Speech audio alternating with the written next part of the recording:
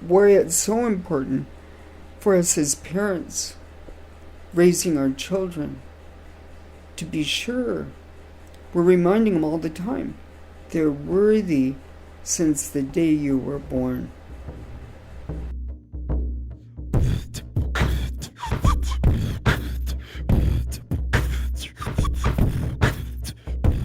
Yay, podcast!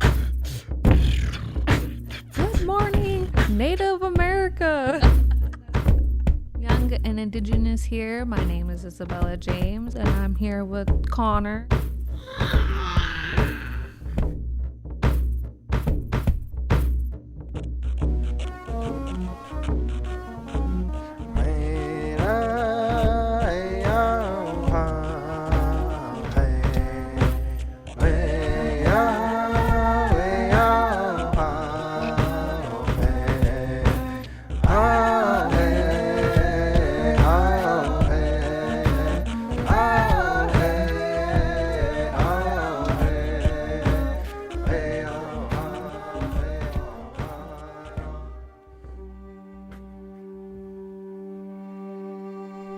Hello, I just want to introduce my very awesome, amazing auntie, elder, Danita Washington, sitting here with us today, telling us a little bit about her and her life story of her being a sister, a mother, an auntie, a daughter,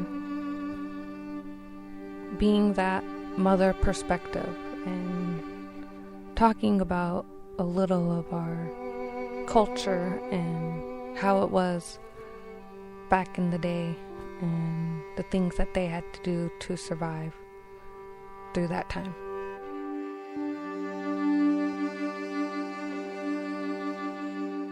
I don't know how to speak the language. I wish I did. But good afternoon, Danita Washington. My Indian name is Celia. Belonged to my fourth generation ago grandma on my mother's side, my late mother's side. And I'm here with Bella today. We're going to be talking about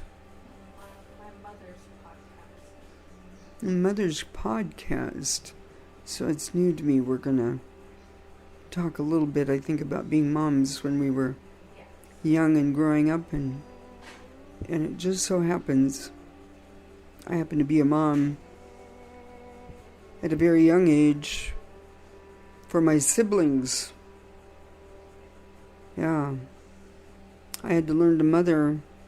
Never thought I'd have children of my own, because this was like a birth control. My mother had so many children. I was her oldest child. And it turns out that I had a brother after me, but then I had 6 sisters after that. So I'm one of 7 sisters. And I am the oldest child of 9 full-blood brothers and sisters. And then I have 2 half-siblings. Yeah, and those are brothers. So my mom and my late parents had a son on each end of their girls. So there's me, and then my brother Dean. And then there's Doreen, Vicky, Christy, Marcy, Geraldine, Laura, and my brother Jim is the baby of my mom and dad's children. And later, my dad and mother's divorced, and my dad remarried, and he had 2 more, like as if 9 wasn't enough.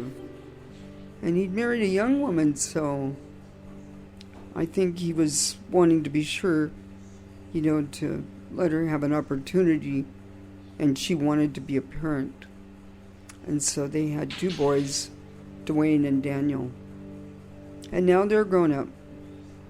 And now Daniel has children.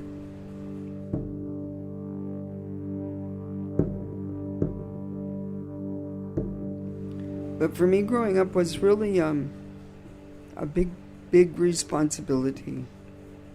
And to parent was an important job. And to make sure children were safe and taken care of. in those days they wanted to be sure that children were not only safe from physical danger, but spiritual. So there were things that my mother and my grandmother, my late grandmother on my dad's side, that we weren't allowed to bring the babies out in public very much, and we weren't allowed to pass the baby around. Nowadays you'd have to worry about COVID, but really in those days it was really about the spirit. What people were carrying around, that you didn't want that brand new sensitive spirit to be brushed up against and could pick up. And so they wouldn't let us just let baby be held by anybody and everybody. And you didn't bring them out in public very much either until they were a certain age, maybe at least 6 months. So as newborns, you were pretty well protected. They also expected for us to swaddle them, hold them, love them. Yeah, that they were important. They had a place.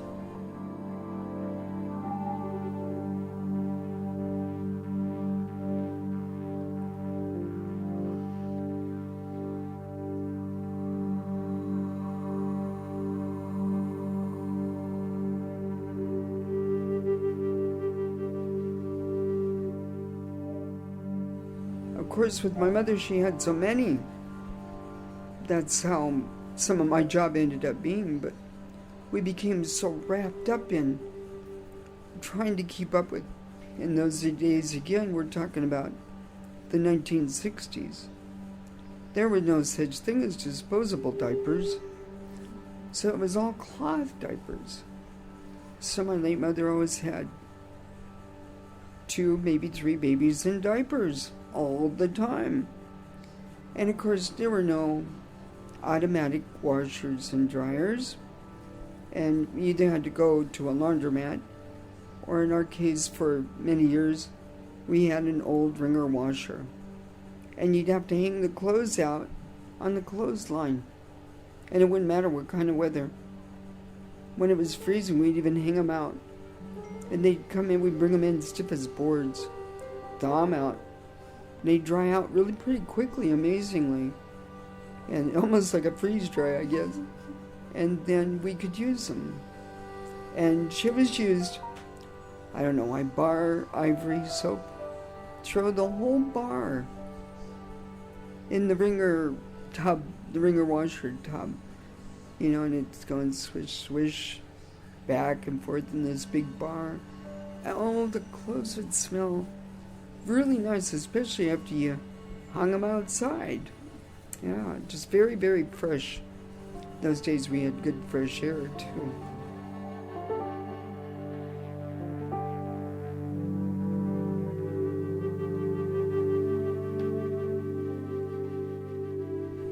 We all ate at the same time usually, even with my dad's alcoholism, and my mother said she was too, but I don't remember seeing her drink. But my dad was a violent man when he drank. He wouldn't hurt us, wouldn't always hurt my mother, but she'd keep at him sometimes about stuff. But he had strict rules about being family, and we had at least dinner together. And he would always, even when he was in his drinking days, still was a hard worker. He'd go on binges. He'd be good and then he wouldn't be. But when he was good, we were always family. And even though there was all this craziness, we were still family.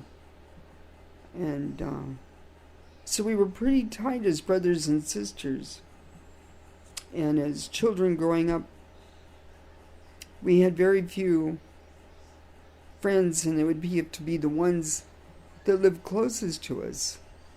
And of course, in those days, That would have been the late Mike and Polly Wilson's children, which is Michelle, Randy, Lorna, the late Carol, those children. The other children we grew up with was the late Elvin and Jeanette Casmer's children, Charlene, Donnell, Carla, and Beaver, the late Beaver. Well, we called him Beaver, but he was Elvin Jr.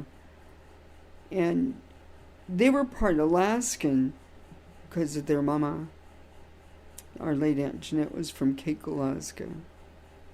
And so we were introduced to then some of their foods, like seafood, seaweed, I mean. And so sometimes dried seaweed would come down, and we would get to try that with them. And we would build forts and stuff on the beach, or we would be climbing our apple trees because we had an apple orchard. Oh, and the other children we grew up with, but we didn't get to spend a whole bunch of time with, was the late Nellie and John Solomon's children, which would be Mary Lou, Stephen, Bobby. I think the other ones were too young for me. But notice now I'm listing names because these were huge families in that time. For some reason, Lummi's had lots of kids. And I think some of it had to do with Christianity. You know, that they didn't believe, like, in birth control. And so, taking birth control. And maybe it was just being introduced as well.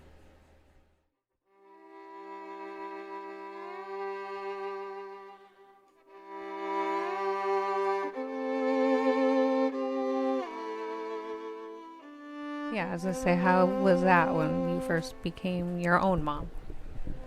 Good question. Was like when I did become a mother? Yeah, I did finally become a mother. I think I was 24. I always say they're twice miracles because I really didn't think I was going to have any. As you can tell, I went on and on about my siblings.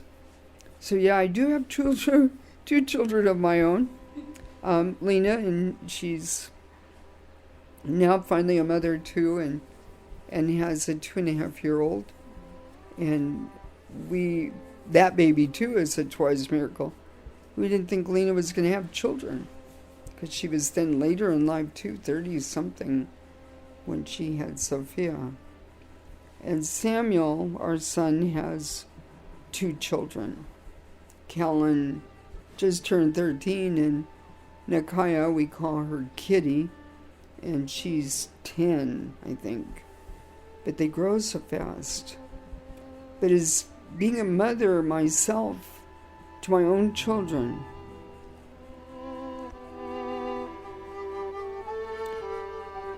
I wasn't always present enough for them.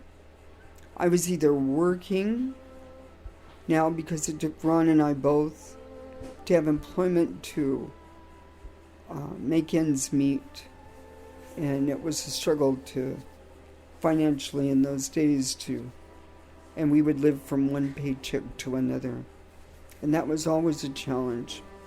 And Ron and I were determined that even to the day our children were born, that they were wanted and they were planned. There was no mistake. Almost right to the day I wanted them born, I planned. I wanted spring babies. I wanted to have delivery in the spring. So you have to be conscientious and know your body and how it works and when is the best time to get pregnant so you can have a baby in April, May, June. And so Lena was born in May and Samuel was born in June. And they're 4 years apart purposefully so that they could each have their own time. That maybe I was trying to be this conscientious mother this time and be present in the beginning, and after going to work it made it harder, but before that I tried to be there as a mom for them every day, go through all the stages with them, But by the time Sam came, my second baby, it was full-time work. I tried part-time. I ended up having to do full-time. And it became harder and harder to spend full-time with them. Consequently, my sisters now were having children at the same time. Now my story goes back again to these siblings and them having children and them not having what they needed to be good parents. Ron and I took in nieces and nephews, and our two children had to keep moving over to make way for their cousins because their parents weren't there for them for the substance abuse. So it's real hard nowadays as my children or as adults that when we spend time together, or even if Ron will say to me, remember when we, and I go, oh no, I don't. I'm sorry. And it was a good time, but I don't remember. I was so preoccupied with being in my work, whatever that was at the time, or with my sisters and their children in the courts, or the children themselves in their school, or the children in their needs and trying to meet the physical, spiritual, emotional need, or us trying to make sure how to figure out transportation or how to get from here to there and still support Ron with his career because he had a full-time law enforcement career and he was working for the federal government. And so we, all this time, we're moving and we're trying to keep all these pieces together and trying to keep family together because that's what the late grandma thought, that we would take care of each other and always have family. And that's always what drove me, was to how to keep my family together. Not just my two children, but my nieces and nephews and my brothers, my sisters and their children. How do we keep them as family? How do we keep what we've inherited in the way of the family land, our inheritance to the winter ceremonial dances in the old smokehouse? And those were the other things that played a part, right? Or the deaths in our community and the expectations. How did we keep all those pieces factored in all of this time of raising children and all these responsibilities? Have been a long, long haul. Now we sit on this land that my grandfather and grandmother left us, always with us in mind of taking care of us.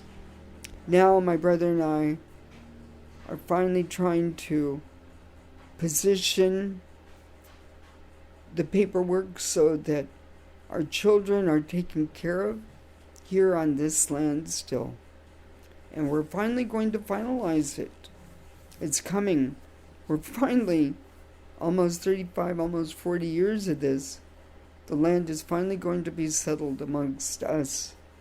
And the cousins that inherited, which are my fair cousins, my dad's late sister was Rose Marie, and she married the late Bill Fair, and their children were Artelina, we call Dodo, and young William Bill, who's now deceased, Francine, and Yvonne, the late Yvonne, Nadine, and Patty, and John. Those are my first cousins on my father's side, his sister, Rose Marie. My other siblings, cousins, because they're like my first cousins, are all like brothers, sisters.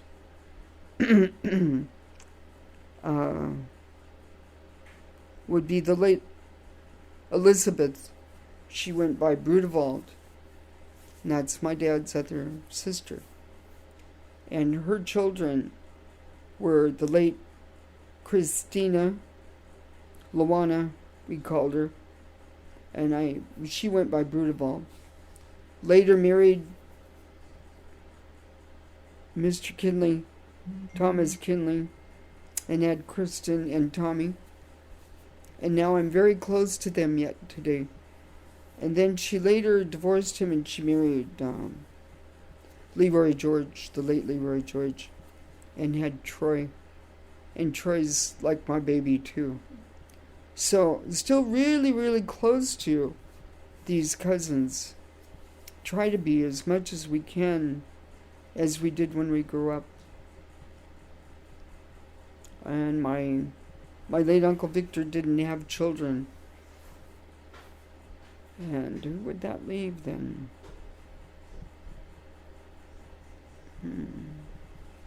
On my mother's side, she was Dutch, Irish, and German. She's a half-breed, so my late grandmother was Dutch, Irish, German, and her family's last name was Skank. But she was also part of the Mulford and Denny family, which were part of the original Frontiers people that came into Seattle. So that's where I guess we could be connected to the Denny family in Seattle from the road they called Denny Way.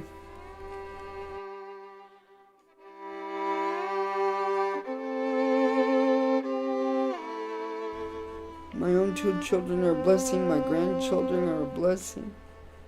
Really thankful today for having them and how beautiful they are and how successful they're working to be. Lena and Sam both now have families of their own, and that we're working still to be family and whole. And even with COVID, we try really hard. I probably talk to them every day, just trying to touch bases. I have a lot of children in Lummi Nation that I'm very close to and that I try to stay in contact with daily because I want to help them to succeed in life, and I want to be there to encourage and support them. And we do that in lots of different ways, monetarily, emotionally, spiritually. As I did youth outreach to Lummi, for more than 15 years I worked with kids and families. And because my parents brought sobriety to Lummi in the late 60s, close to a lot of families because of that. And they used to take in people, to help get them sober and get a leg up in life. So I feel very close to Bella in some other ways. My father was very close to your late grandpa. Yeah. Lots of good stories, the late Armor Joe. Lots of fun stories. I have some about him too. And even on your Scarborough side, I have close relationship my dad used to be very close to, and good buddies with the late Jim Scarborough. And so Celeste and her siblings are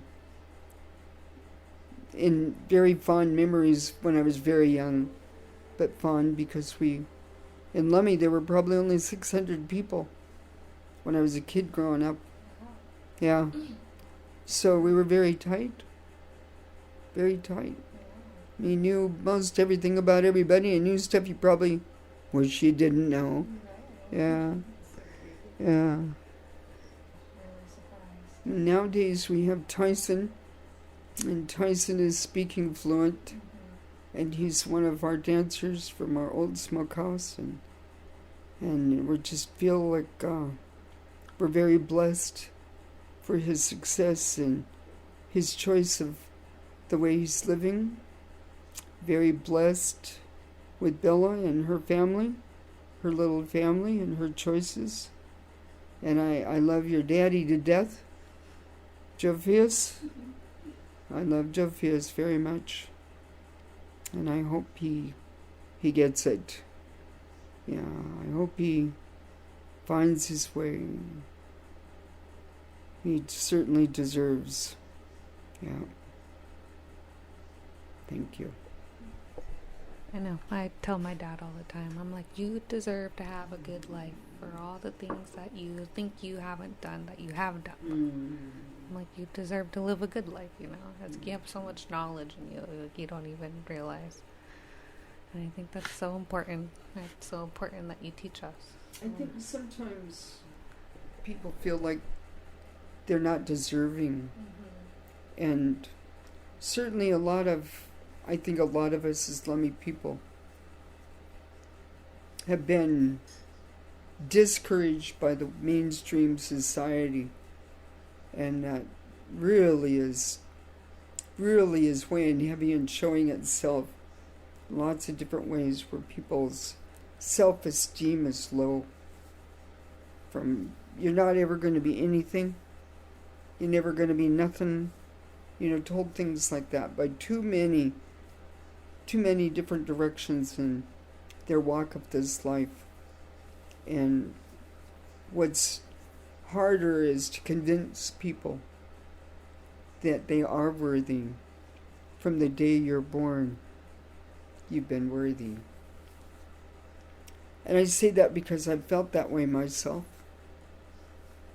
That a song came to me and I recognized its category from where it come from. It was a working, healing, and I didn't feel worthy. And the old people would say, you're going to get hurt. In other words, it wasn't up to me. The Spirit picked me. It picked me. I didn't pick it. And that's where the differences in our culture are. It picked me. I didn't go look for it and pick it. It wasn't up to me to say, I'm not worthy. And that's what's difficult for us as Native people nowadays. And where it's so important for us as parents raising our children to be sure we're reminding them all the time they're worthy since the day you were born. From the day you were born. And we have to unlearn all that ugly stuff that we've heard other people say, be and do. That's not our truth. And it's trying to come to terms with that inside of ourselves, every one of us, and that's really what our spiritual walk is about, I guess, is that. Trying to understand this and hear our spirit, and accepting that it's the Spirit that picks us and what we do and how we do it. And so everything we do with our walk in life will tell on itself by the way we walk amongst our people. So it's really important that we hopefully take the teachings of our people and walk what they've taught us, because it will tell all of everyone really who we are and what we're about. And good people. We're good people. I don't think any of us come here and said, I'm going to be a badass. Yeah. I guess a question I could ask, we're sitting here talking, and I'm guessing how different it was for you back then. Like, I guess the things I'm hearing, that I guess it could have been strict back then, so like how different it is in the home now compared to how we live now, because I know some of us are not so strict about culture and stuff anymore. So what I've noticed is when I've grown up, there was always this nonverbal expectation, meaning somehow I knew inside, either by the look or a tone. It's usually a nonverbal something of expectation that your parent, your grandparents, or aunties and uncles have of you, without saying a word. Nowadays, we don't take the time to engage enough or get to know our aunt, our uncle, our grandparents, or even our parents. Not just the child, but the parent too, taking the time so that that expectation, that nonverbal one, speaks really, really loud. And so, yeah, it could look like strict, but it really was of expectation. It was good stuff, you know. And it could sound rough, and it could sound harsh, but it was really, I want you to go sweep that floor. You know, hear the tone? Yeah. And then they would add to it maybe, which made it worse. You're never going to be anything. But when we ask our children, go sweep that floor, and then you have to find a way that if you're not engaging them, how to go sweep that floor. Because they're learning more then about what sweeping the floor is about. It's what's happening between the two of you, and then the things you can't teach them about the satisfaction of doing a job and doing it well. The outcome. You can't give that to them. You have to have the experience, right? You have to have the experience.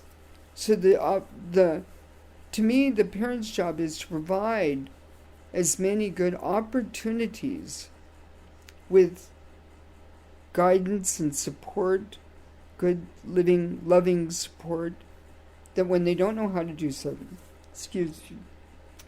or they won't do it, that we find ways to help them to do it.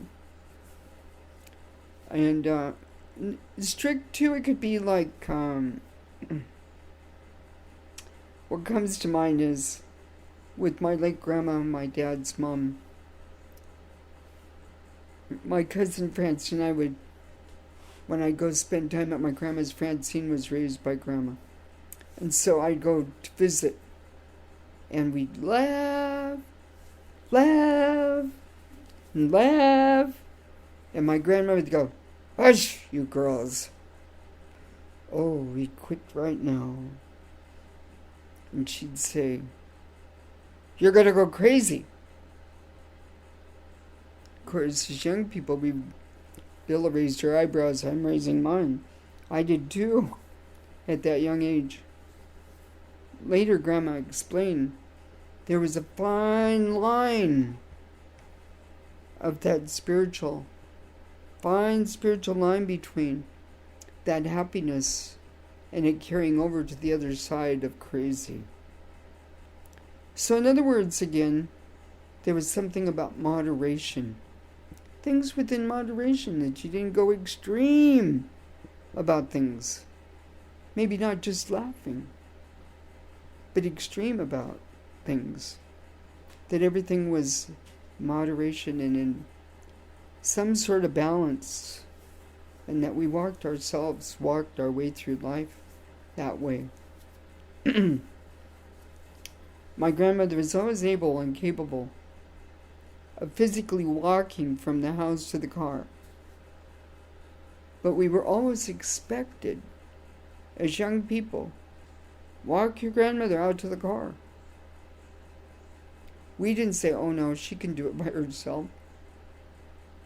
We grabbed Grandma's purse and out in her arm, and out we'd go with her. Get her in the car. But always something would transpire. Something would be said.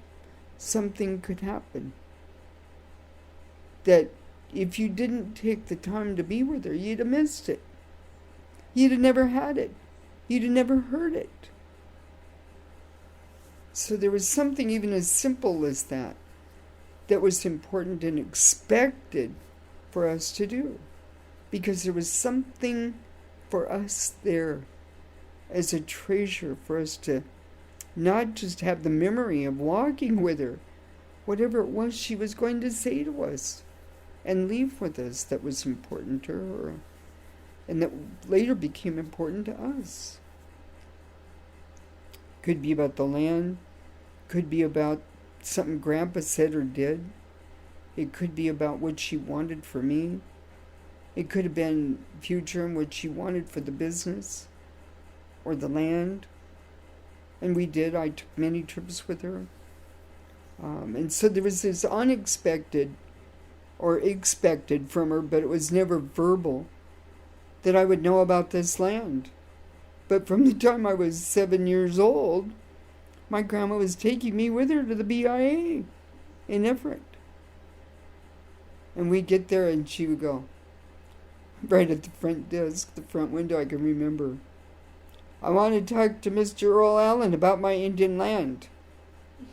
And she'd always say it really firm. She was meaning business. Not mad. She meant business. "I'm here for business." Well, they would come and get Earl Allen. He looked like a leprechaun kind of a guy. He looked kind of Scottish and kind of short with beard. And he took care of our realty stuff back then. And always it would be this way. And so later I got to work down there in that office while I was in college and knew Mr. Earl Allen in a different way. But always introduced and recalled, my introduction to him at a really young age at 7. But it was always kind of like that. It was, and like I was saying with my dad about dinner, it's still kind of, that expectation of dinner is important still to me too today. Something happens at the dinner table. My late mother would say, whenever the table is spread, it's a spiritual table. When food is out on the table for like you to come sit with me today, you and I are going to share a cup of tea. If my grandma was here, we would have had probably peaches and toast along with our tea. I mean, there was always something about the exchange of us and our visit, and it was always over food, that we're connected to the spirits at the same time, every time we do that. So expectations and teachings are all integrated. They're so integrated, it's hard to, sometimes for me to, oh yeah, and there's this, and then there's this, and one by one they kind of come to me as we do more of this kind of interviews. And I was telling you last week, I was interviewed about being aging graciously or something, and they did a portrait. I talked a little bit about everything, again, much like this. And I will share with you that Ron and I are helping co-teach positive Indian parenting that's held on Tuesdays and Thursdays right now. And they're meeting and just finished up today. I don't do Tuesdays. I just do Thursdays lately because of my health issues and moving and activities and wanting to have other activities. And they do from 3:30 to 5. So on Thursday, Ron and I will do a Zoom Positive Indian Parenting, and we'll be talking about praise with the parents. We have pretty good participation, and even Zooming is pretty good. We have good participation. Some of the parents are court-ordered to be, but there's some that are not. They just heard about the class and want curious. Some of them have children placed with them, and they're non-Indian, but they want to be able to know what they can do to encourage the Indian children they're caretaking and connecting them to community and to culture and ceremony. So Ron and I are working all the time for the last, I think it's going on 6 years. 6 years with the Positive Indian Parenting, also called PIP, for short. And we work with Katie Goger. And Katie used to work for Bridget Collins, but now she works for Lummi in our behavioral health, and is paid under a grant to help us do this curriculum. And the curriculum is done by Indian Child Welfare by the state of Washington, and they were a bunch of natives from all over the state that helped to build the curriculum. And we took the curriculum and now we've Lummi-sized it. Now we integrate our Lummi pieces to it. So nowadays on those Tuesdays and Thursdays, we help to integrate and recall culture and ceremony into, like on Thursday we'll be talking about praise. What did that look like, And we find out that that there are no bad words in our language. That's interesting. Yeah, and that children were never spoken to harshly. Yeah, that was some of the stuff that we've learned ourselves as elders, and Aunt Juanita and Uncle Dave Jefferson are also helping co-teach that class, and the late Aunt Margaret Green used to help, and Aunt Ernestine used to help. And let's see. And now we have some young women that are stepping up, and that's a good thing. We're thankful because we're not all going to be here one day, and people have got to step up and take the place. So even Katie is going to have to be replaced at some point. So we hope it's a Lummi person and that knows what we were trying to do to continue keeping culture and ceremony and those old pieces here about the way we raised children, the way we were hoping to raise children. And I was telling Daryl it'd be good if we partnered up and filmed some of those sessions, with the permission of the other parents, and trying to have this continuum so we have that cultural back and support, and that people can refer to it, look at it, and listen to it. We talk about brushing and with cedar boughs and how to use hakmin, and we teach them how to brush themselves, their children, how to take care of their home spiritually, to clean it out. Yeah, we try to integrate whatever the topic is for the week. And so discipline. How would you discipline? We have those conversations. What we do now, what are we trying to undo? And how did the old people do it? So one of the ways that was talked about was, I remember a young woman that used to work for me. She said, I knew when I was in trouble with my grandma, she would shun me if I was not meeting her approval. And she had told me numerous times, and I still wasn't listening. She'd turn her back on me. She'd give me the silence until she could figure out. And now you're learning lots of things, right? How do you make amends, too, right? How do you make amends? How do you make this right?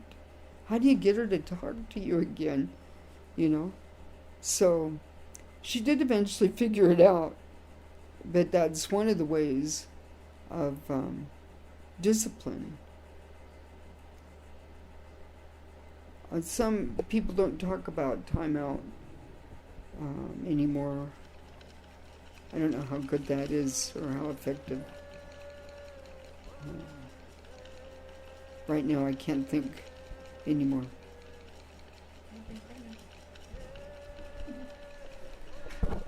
Are you all good then? For now? Mm-hmm. Yeah, okay, that's fine. Cool, thank you.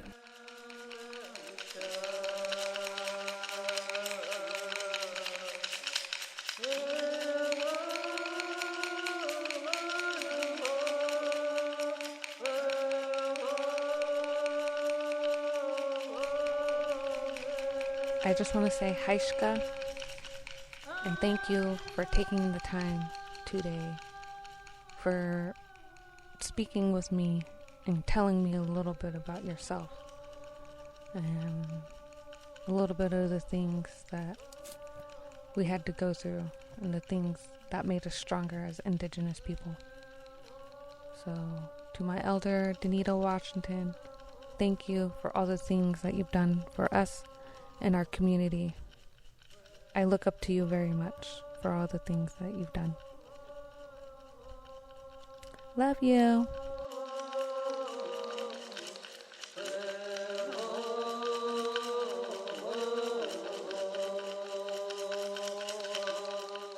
So, Connor, I just want to say to you, when you get older and you're hearing this, I just want to thank you for all of the things that you've done for me that you don't even know that you've done.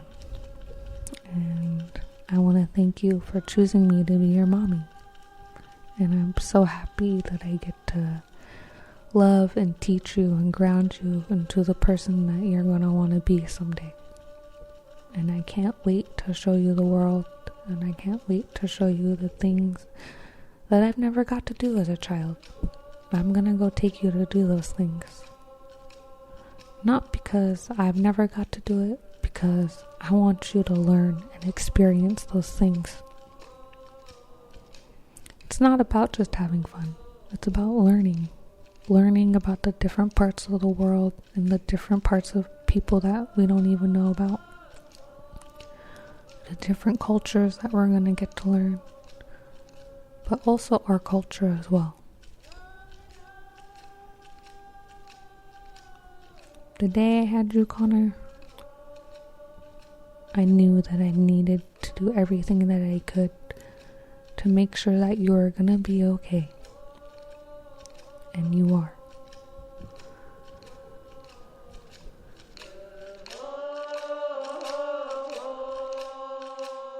A miracle. A human being is a miracle.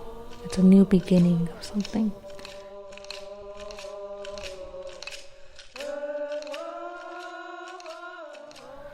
I'm only 25 years old and I don't got everything figured out, but I know as a young Indigenous mother that I want to be a part of my culture, and I want to be a part of my people, and I want to help my people, and I want to help the children that are coming up.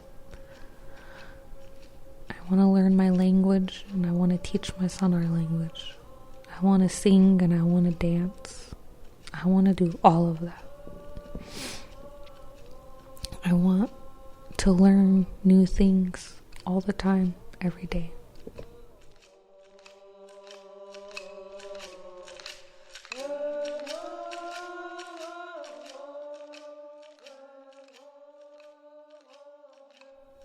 I just want to thank Daryl Hilaire as well, and Ellie, and Kyla, and Michelle, Cyrus, Teddy, Mark, Jordan, John, our new member, Santana. I just want to thank all of these people for being here for me. Natasha. Most importantly, I just want to thank all of you guys.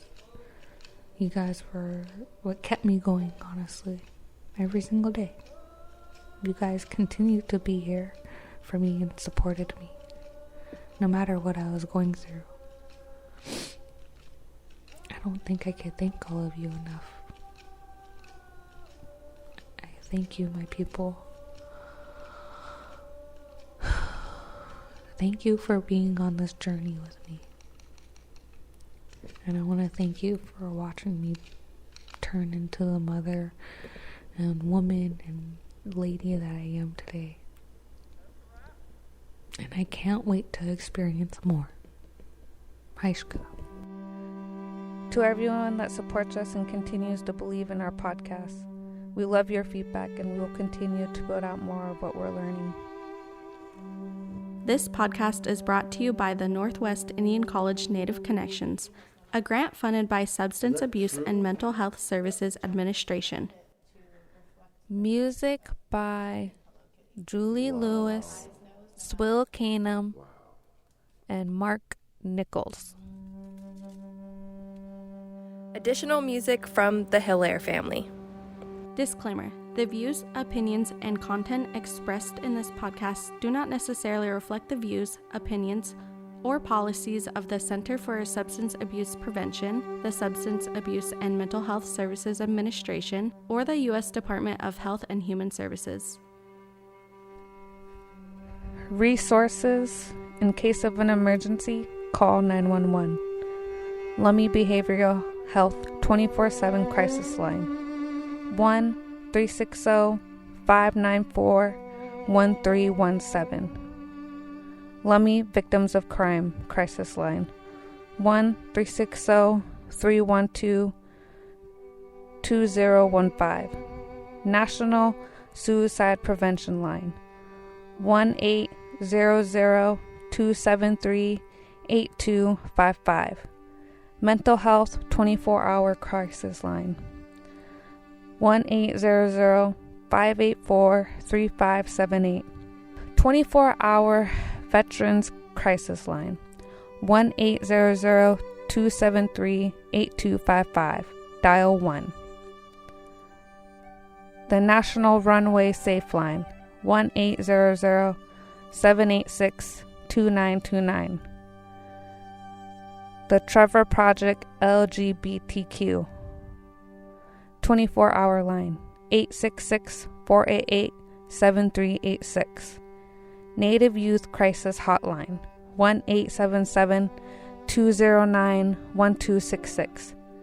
DSHS Report Abuse and Neglect 1-866-363-4276. Crisis Text Line. Text HOME to 741741. If you're ever in need and help or an emergency, call any of these lines. These are resources that will help you throughout our community. Haishka, and thank you.